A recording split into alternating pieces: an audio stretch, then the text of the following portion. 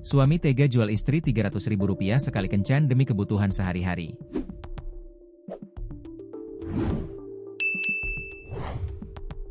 Satreskrim Polres Tuban bongkar praktik prostitusi online di wilayah Kabupaten Tuban pada Kamis, 14 Agustus 2025. Petugas mengamankan pria berinisial F, 30, saat melakukan penggerebekan.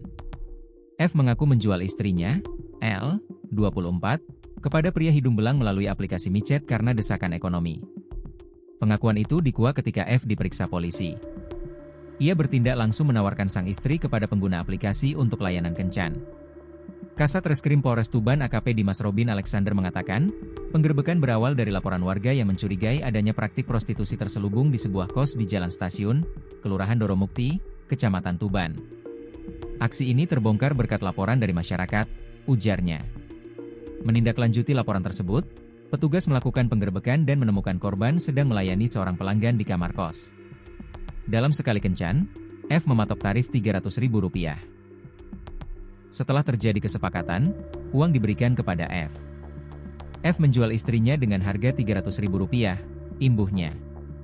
Dalam pengungkapan kasus ini, petugas menyita beberapa barang bukti berupa uang tunai Rp300.000, satu buah kondom, serta 2 unit ponsel yang digunakan untuk bertransaksi.